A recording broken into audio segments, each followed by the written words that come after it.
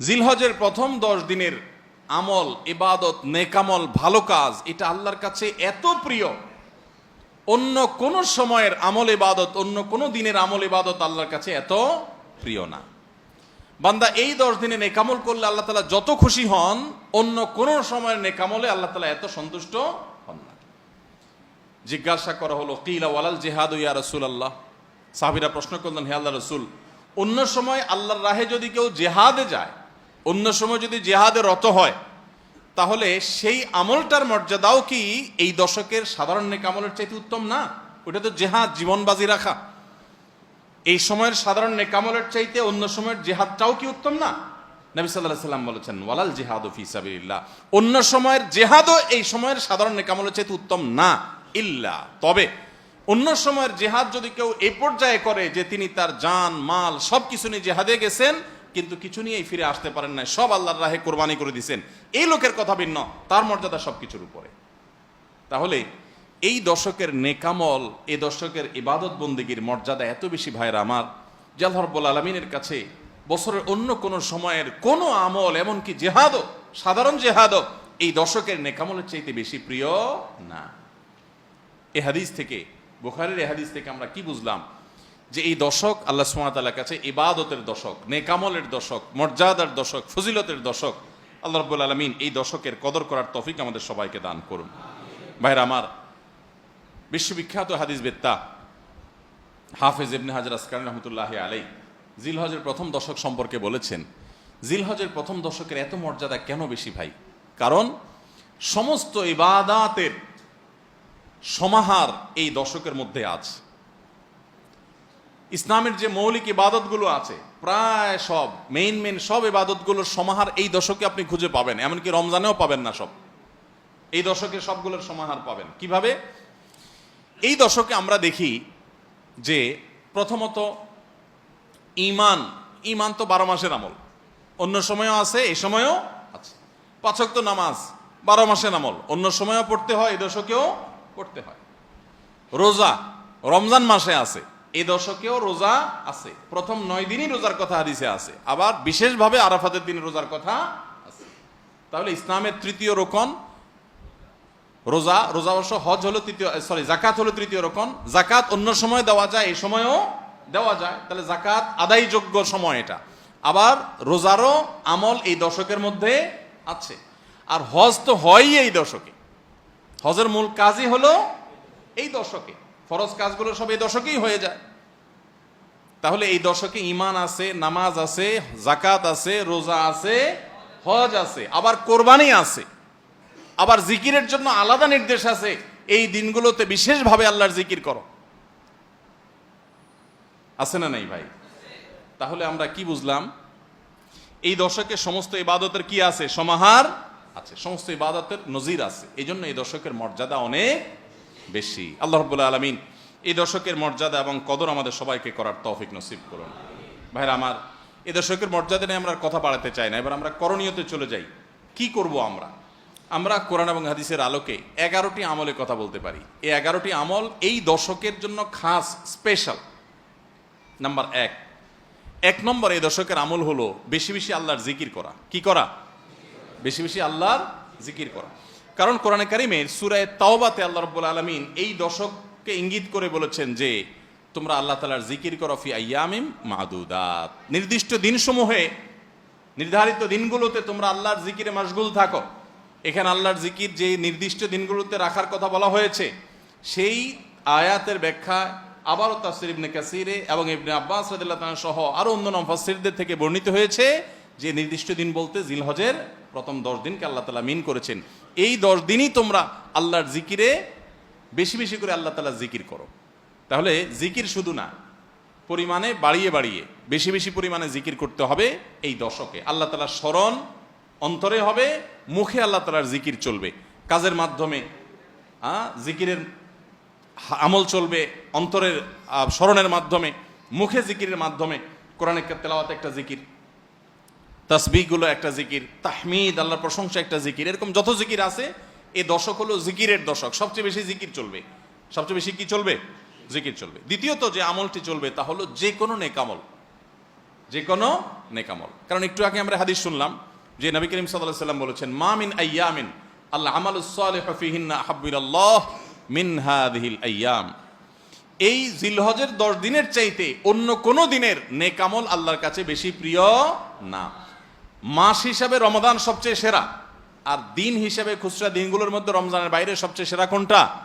জিলহজের প্রথম দশক। রমজানের পরে মর্যাদার বিচারে সবচেয়ে বেশি মর্যাদাপূর্ণ দশক হলো এই দশক। এই জন্য এই দশকে আমল করলে আল্লাহর কাছে এত প্রিয় যে অন্য কোনো সময়ের আমল আল্লাহর কাছে এত প্রিয় না। এই জন্য এই দশকের দ্বিতীয় আমল হলো বেশি বেশি নেকামল করা। বেশি বেশি কি করা? নেকামল করা। রুটিন যে নামাজগুলো আছে, কাজগুলো আছে, সেগুলো বিশেষ ইহতেমামের সাথে করা। অন্য সময় আপনি নামাজের টুকটাক গাফলতি করেন, কিন্তু এই দশকে মোটেই করবেন না। অন্য দশকে আপনার ফজরের জামাত একটু মিস হয়, এই দশক মোটেই করবেন না। আগে থেকে ইহতেমাম থাকবে যে এই দশক কোনোভাবে ইবাদত থেকে আমি যেন দূরে না থাকি। আল্লাহ তাআলা আমাদের সবাইকে আমলের তৌফিক দান করুন। তাহলে 2 নম্বর আমল হলো বেশি বেশি নেকামল করা এই দশকে।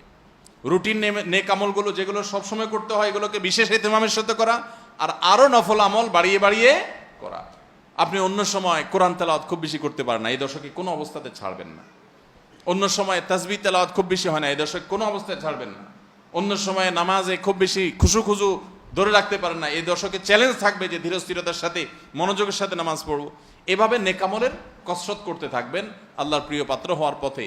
আমরা এগিয়ে যেতে চাইলে এই দশক, এই 10টা দিন আমাদের জন্য বিরাট বড় একটা সুযোগ। আল্লাহ আমাদের সবাইকে তৌফিক দান করুন। 3 নম্বর, এই দশকের করণীয় হলো সকল গুনাহ থেকে অন্য সময়ের চাইতে এই সময়টাতে বেঁচে থাকার জন্য বেশি সচেষ্ট থাকা। গুনাহ তো 12 মাসই আমরা করব না, কিন্তু এই দশক গুনাহ না করার ব্যাপারে চেষ্টাটা একটু বেশি থাকবে। কারণ আপনারা সূরা তাওবার একটি আয়াত শুনেছেন, আল্লাহ রাব্বুল আলামিন সম্মানিত 4 মাসের আলোচনা করে বলেছেন, যালিকাদ দীনুল কাইয়্যিম ফালা তাজলিমু ফিহিন্না আনফুসাকুম। এই সম্মানিত মাসগুলোতে তোমরা নিজের প্রতি নিজে অবিচার করিও না। ভাইরা আমার, তার মানে যেই সময়টাতে আল্লাহর নৈকট্য লাভের সুযোগ, ওই সময়টাতে যদি কেউ পাপাচারে লিপ্ত হয়, এর চেয়ে পাপিষ্ঠ আর কে আছে? এই জন্য আল্লাহ রাব্বুল আলামিন আমাদেরকে দরদের সাথে বলছেন, ভাষা খেয়াল করেন, ফালা তাজলিমু ফিহিন্না আনফুসাকুম, তোমরা নিজের পায়ে নিজে কুঠারাঘাত করিও না। এই 10 দিন না, শুধুমাত্র এই পুরো সম্মানিত 4 মাস, সম্মানিত 4 মাসের ভিতরে টানা 3টা মাস চলছে, জিলকদ, জিলহজ, মুহররম, আরেকটা হলো রজব মাস, রমজানের আগের মাস। তাহলে সম্মানিত 4 মাসের মধ্যে এই 10টা দিন আবার বিশেষ মর্যাদাবান। অতএব এই আয়াতটা এখানে আরো বেশি ফিট হবে, অর্থাৎ পাপাচার থেকে বাঁচার জন্য আলাদা কসরত থাকবে। অন্য সময় আমি গুনাহের কাজ করলেও এই দশকে কোন অবস্থাতে আল্লাহর নাফরমানি করব না। আল্লাহ আমাদের সবাইকে বেঁচে থাকার তৌফিক দান করুন। ভাইরা আমার, তাহলে 3 নম্বর আমল আমরা পেয়ে গেলাম। 4 নম্বর আমল হলো যাদেরকে আল্লাহ তাআলা সামর্থ্য দিয়েছেন তারা হজ করবেন। এই দশক হজের আমলের মাস, আমলের দশক, এই দশকেই হজ হবে। অতএব যাদের তৌফিক দিয়েছেন আল্লাহ তাআলা, তারা কি করবেন? হজ করবেন। এটা এই দশকের আমল। এটা হলো 4 নম্বর আমল। 5 নম্বর আমল হলো যাদেরকে আল্লাহ সামর্থ্য দিয়েছেন তারা এই দশকে কোরবানি করবেন। কারণ কোরবানি এমন একটা আমল, নবী করিম সাল্লাল্লাহু আলাইহি সাল্লাম মদিনা হিজরত করেছেন, এরপর থেকে প্রতি বছরে তিনি কি করেছেন? কোরবানি করেছেন। আল্লাহ নির্দেশ করেছেন, ফাসাল্লি লিরাব্বিকা ওয়ানহার, তুমি তোমার রবের নির্দেশ পালনার্থে নামাজ আদায় করো এবং কোরবানি করো। তো এই জন্য ঈদুল আজহায়, অর্থাৎ এই জিলহজের প্রথম দশকের শেষ দিন, অর্থাৎ 10ম দিনে কোরবানির আমলটা করা, এটা যাদের সামর্থ্য আছে তাদের জন্য প্রযোজ্য। এই দশকের একটা আমল হলো কি করা? কোরবানি করা। কয়টা আমল গেল? 5টা। 6 নম্বর হলো যাদের কোরবানি করার ইচ্ছা আছে তারা জিলহজের চাঁদ ওঠার আগে জিলকদ মাসের শেষ দিনের মধ্যে তাদের হাতের নখ, চুল, গোফ, অবাঞ্ছিত লোম এগুলো সব কেটে পরিষ্কার করে ফেলবেন এবং এই দশক আর সেগুলোতে হাত দিবেন না।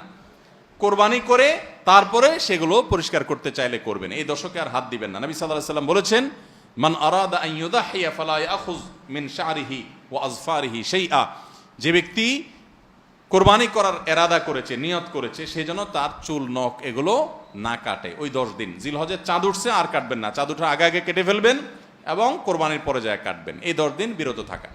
তবে অন্য আরো বিভিন্ন রেওয়ায়াত থেকে, বর্ণনা থেকে বোঝা যায় যে এই আমলটা শুধু যিনি কোরবানি করবেন তিনি নয়, যিনি কোরবানি করবেন না, কোরবানি করার সামর্থ্য নাই, তিনি এই আমল করতে পারেন, তাহলে আল্লাহ তাআলা তাকে কোরবানি করার সওয়াব দান করবেন। এমনকি কোন সালাফ, কোন সাহাবী থেকে আমলও বর্ণিত আছে যে বাসার বাচ্চা কাচ্চা যারা আছে তাদেরকেও এই দশকে চুল নখ ইত্যাদি কাটতে নিষেধ করেছেন, তাহলে চুল নখ ইত্যাদি কাটা থেকে বিরত থাকা এই 10 দিন, আগে কাটা এবং পরে কাটা, এই 10 দিন না কাটাকাটি না করা, এটা একটা মুস্তাহাব আমল। এবং প্রায় সব ফুকাহায়ে কেরাম এই ব্যাপারে একমত হয়েছেন। মওসুআ ফিকহিয়া কুয়েতিয়ার মধ্যে লেখা হয়েছে যে ইত্তাফাকাল ফুকাহা, সব ফকিগণ প্রায় একমত যে এই দশকে যিনি কোরবানি করবেন তিনি তো বটেই, কোরবানি যিনি করবেন না তাদের তরফ থেকেও চুল নখ এগুলা কাটা থেকে বিরত থাকা মুস্তাহাব। তাহলে 6 নম্বর আমল গেল চুল নখ ইত্যাদি এই দশক না কেটে থাকা। 7 নম্বর আমল হলো এই দশকে বেশি বেশি তাকবীর পাঠ করা। এটা তাকবীরে মুতলাক বলা হয়, সাধারণ তাকবীর। আল্লাহু আকবার, আল্লাহু আকবার, লা ইলাহা ইল্লাল্লাহ, আল্লাহু আকবার, আল্লাহু আকবার ওয়ালিল্লাহিল হামদ। এই তাকবীরটা হলো মিন শাআইরিল ইসলাম, এটাকে আমরা করতে পারি। ইসলামের যে নিদর্শনগুলো আছে সেগুলোর মতো করে এই তাকবীরটা আমরা পাঠ করব, এমনভাবে পাঠ করব যে অলিতে গলিতে রাস্তাঘাটে সব জায়গায় তাকবীরের ধ্বনি চলতে থাকবে, কারোর ডিস্টার্ব করে না, মৃদু কণ্ঠে সব জায়গায় গুনগুনিয়ে আমাদের মুখ থেকে তাকবীর চলবে। জিলহজের প্রথম দশকে এই আমলটা সম্পর্কে নবী করিম সাল্লাল্লাহু আলাইহি ওয়াসাল্লামের ভাষ্য খেয়াল করেন, তিনি বলেছেন ফাকসিরু ফীহিন্না মিনাত তাকবীরি ওয়াত তাহলিলি ওয়াত তাহমিদ। জিলহজের প্রথম দশক যখন শুরু হয় তোমরা বেশি বেশি করে তাকবীর পড়ো, বেশি বেশি করে তাহমিদ পড়ো, বেশি বেশি করে তাহলিল পড়ো, অর্থাৎ আল্লাহু আকবার, আল্লাহু আকবার, লা ইলাহা ইল্লাল্লাহ, আল্লাহু আকবার, আল্লাহু আকবার ওয়ালিল্লাহিল হামদ, এটা বেশি বেশি করে পাঠ করো। এটা নবী সাল্লাল্লাহু আলাইহি ওয়াসাল্লাম নির্দেশ করেছেন। তাহলে কয় নম্বর আমল গেল? 7 নম্বর আমল বেশি বেশি করে তাকবীর তাহমিদ তাহলিল পড়া। 8 নম্বর আমল হলো এই তাকবীর তাহমিদ তাহলিলটাই বিশেষভাবে পড়া। 7 নম্বরটা হলো সাধারণভাবে রাত দিন যতক্ষণ পারেন বেশি বেশি পড়বেন, কোনো সময় ফিক্স নাই, এবং 10 দিন ফুল। আর 8 নম্বর আমল হলো এই তাকবীরটাই নির্দিষ্ট সময় নির্দিষ্ট দিনগুলোতে বিশেষভাবে পড়া। সাধারণভাবে তো পড়বেনই, আর বিশেষভাবে পড়বেন। বিশেষভাবে কখন? আইয়ামে তাশরিকে। আইয়ামে তাশরিক কাকে বলা হয় ভাই? জিলহজের 9 তারিখ ফজরের পর থেকে নিয়ে জিলহজের 13 তারিখ আসর পর্যন্ত, জিলহজের 9 তারিখ ফজর থেকে নিয়ে জিলহজের 13 তারিখ আসর পর্যন্ত প্রত্যেক নামাজের পর সবাই যার যার জায়গা, পুরুষরা সরবে আর মা বোনরা বাসা বাড়িতে নীরবে তারা তাকবীর পাঠ করবেন। আল্লাহু আকবার, আল্লাহু আকবার, লা ইলাহা ইল্লাল্লাহ, আল্লাহু আকবার, আল্লাহু আকবার ওয়ালিল্লাহিল হামদ। প্রত্যেক নামাজের পরে একা একা পড়েন আর জামাতে পড়েন, সর্বাবস্থা। জামাতে পড়লে ইমামের সাথে তাল মিলায় পড়তে হবে জরুরি না, প্রত্যেকে যার যারটা শেষে পড়বেন। মনে থাকবে তো ইনশাআল্লাহ? তাহলে 8 নম্বর আমল হলো আইয়ামে তাশরিক, অর্থাৎ জিলহজের 9 তারিখ থেকে 13 তারিখ পর্যন্ত প্রত্যেক নামাজের পরে তাকবীরগুলো জোরে জোরে পাঠ করতে থাকবো ইনশাআল্লাহ। 9 নম্বর আমল হলো জিলহজের 1 তারিখ থেকে 9 তারিখ পর্যন্ত এই 9 দিনই নফল রোজা রাখা। এই 9 দিনই নফল রোজা রাখা। এই 9 দিন নফল রোজা রাখা সম্পর্কিত একটা হাদিস পাওয়া যায়, এবং এই 9 দিনের নফল আমল সম্পর্কে মওসুআ ফিকহিয়া কুয়েতিয়া, কুয়েত থেকে প্রকাশিত ফিকহ বিশ্বকোষ, সেখানে বর্তমান সময়ের সবচাইতে অথেন্টিক ফতোয়ার কিতাবগুলোর মধ্যে থেকে, প্রসিদ্ধ কিতাবগুলো থেকে একটা, ফতোয়ার কিতাবগুলো থেকে মওসুআ ফিকহিয়া কুয়েতিয়া, সেখানে লেখা হয়েছে যে ইত্তাফাকাল ফুকাহা, সমস্ত ফকিগণ এই ব্যাপারে একমত যে জিলহজের 1 তারিখ থেকে 9 তারিখ পর্যন্ত এই 9 দিনই রোজা রাখা মুস্তাহাব। এই 9 দিন রোজা রাখা মুস্তাহাব। বিভিন্ন বর্ণায়ও এটি প্রমাণিত হয়, যদি সে বর্ণাগুলো কোনো কোনো সনদ দিয়ে মুহাদ্দিসরা কেউ আপত্তি তুলেছেন, কিন্তু ফুকাহায়ে কেরাম এ ব্যাপারে রেকমেন্ড করেছেন যে এই 9 দিন রোজা রাখা মুস্তাহাব। যেহেতু জিলহজের প্রথম 10 দিনের পুরো 10 দিনই ইবাদত আল্লাহর কাছে প্রিয়, অতএব নফল আমল, রোজাও একটা নফল আমল, সেই হিসাবে রোজাটা অটোমেটিকও চলে আসে। এজন্য 9 নম্বর আমল হলো জিলহজের 1 থেকে 9 তারিখ পর্যন্ত এই দিনগুলো কি করা? রোজা রাখা। 10 নম্বর আমল হলো স্পেশালি বিশেষভাবে আরাফার দিনে, অর্থাৎ জিলহজের 9 তারিখে রোজা রাখা। জিলহজের 9 তারিখে কি করা? রোজা রাখা। প্রথম 9 দিন সাধারণ, আর বিশেষভাবে 9 তারিখের গুরুত্ব আরো বেশি, কারণ নবী করিম সাল্লাল্লাহু আলাইহি ওয়াসাল্লাম বলেছেন সিয়াম ইয়াউমি আরাফা আহতাসিবু আলাল্লাহি আন ইউকাফিরা আস-সানাতাল্লাতী ক্বাবলাহা ওয়াল্লাতী বাদাহা। আরাফাত দিনের রোজা, অর্থাৎ জিলহজের 9 তারিখের রোজা, এই রোজার সম্পর্কে আল্লাহর কাছে আমার ধারণা, আল্লাহর প্রতি নবী সাল্লাল্লাহু আলাইহি ওয়াসাল্লাম বলছেন যে আমার ধারণা যে এই রোজার বিনিময়ে আল্লাহ তাআলা 1 বছর পূর্বের আর 1 বছর পরের, অর্থাৎ আগামী 1 বছর এবং গত 1 বছরের গুনাহ আল্লাহ তাআলা মাফ করে দিবেন। আমরা এই পর্যন্ত যত ফজিলতের কথা শুনেছি, পিছনে গুনাহ মাফ করে দিবেন, গত 1 বছর গুনাহ মাফ করে দিবেন, সারাদিন গুনাহ মাফ করে দেওয়া হবে, এরকম বিভিন্ন হাদিস আমরা শুনেছি। কিন্তু এরকম কোন হাদিস কেউ হয়তো আমরা এই হাদিস ছাড়া আরেকটা হাদিস শুনি নাই যে 1 বছর অগ্রিম গুনাহ মাফ করবেন। যদি আল্লাহ তাআলা কাউকে হায়াত দেন, তিনি 1 বছরের গুনাহ মাফ পেয়ে যাবেন। কোন হাদিস বেত্তাগণ বলেন যে হাদিসের মধ্যে ইশারা পাওয়া যায় যে কেউ যদি আরাফাতের রোজা রাখার তৌফিক পায়, হয়তোবা আগামী 1 বছর হায়াত পাওয়ার তৌফিক হবে তার। যদিও এটা জাস্ট একটা ব্যাখ্যা, এটা এমন না যে হাদিসে বলা হয়েছে আলাদা গ্যারান্টি দিয়ে, এরকম না। অতএব এর ব্যত্যয় ঘটলে করতে পারে। কথা বুঝে আসছে ভাই? তো এই জন্য এই আরাফাত দিনের রোজা এটা আমরা মিস করব না ইনশাআল্লাহ। তাহলে 10 নম্বর আমল গেল জিলহজের 9 তারিখের রোজা। 11 নম্বর আমল হলো ঈদুল আজহার সমস্ত সুন্নাতগুলো আমল করা। ঈদুল আজহার অনেকগুলো সুন্নাত আছে না, এই সুন্নাহগুলো সবগুলো আমল করা। ঈদুল আজহার যে সুন্নাহগুলো আমল সাধারণত হয় না, গোসল আমরা করি, সুগন্ধি আমরা ব্যবহার করি, আলহামদুলিল্লাহ, অন্য অনেক সুন্নাত আমরা আমল করি, কিন্তু যে সুন্নাতের আমল সাধারণত হয় না তার ভিতরে একটা হলো ফজরের নামাজ মহল্লার মসজিদে এসে পড়া, ভোর রাতে আগে আগে উঠা। অন্য সময়ের চাইতে ঈদের দিন ফজরে মুসল্লি আরও আমাদের মসজিদে কম থাকে, কারণ চাঁদ রাইতে তামাশা করে বেড়ায়, ফজর নামাজ মিস হয়ে যায়। তো ইমানদার সেটা করতে পারেন না। ঈদের সুন্নাহটা বিশেষভাবে আদায় করার চেষ্টা করা দরকার, অর্থাৎ জামাতের সাথে ফজর নামাজ পড়া দরকার, আগে আগে উঠা দরকার। ঈদের দিনের সুন্নাতগুলোর মধ্যে থেকে একটা। আরেকটা সুন্নাত আমাদের অবহেলিত, আদায় হয় না, সেটা হলো ঈদুল আজহা হোক আর ঈদুল ফিতর হোক, ঈদের নামাজ মাঠে পড়ার চেষ্টা করা দরকার। কোথায়? মাঠে। মাঠ এখন কম, বিশেষ করে শহর এলাকাতে মাঠ একটু কম, কিন্তু যেগুলো আছে সেগুলো যদি সঠিকভাবে সবগুলোকে ব্যবহার করা হয় তাহলে অনেক জায়গায় সুন্নাহ জিন্দা হয়। আমরা ঈদের নামাজ মসজিদে পড়ি, কেন পড়ি? একটা অজুহাত দেই, মাঠ কম। এই অজুহাত সব ক্ষেত্রে গ্রহণযোগ্য না এবং সঠিক না। অনেক জায়গায় মাঠ থাকা সত্ত্বেও মানুষ মসজিদে নামাজ পড়ে, কারণ সব মহল্লার মানুষ আলাদা আলাদা নিজেরা একটু মাতবরি করতে চায়। আমরা আবার আরেক জায়গায় নামাজ পড়তে যাবো, আমাদের একটা বাঁকাওয়াতি থাকে। এই রোগ মসজিদে ঢুকে গেছে, মসজিদ কমিটির লোকদের মধ্যে রোগ ঢুকে গেছে। তারাই কোরবানি করতে রাজি না যে আমরা এখানে জমাত করব না, চল আমরা সবাই মিলে বড় একটা মাঠে করি।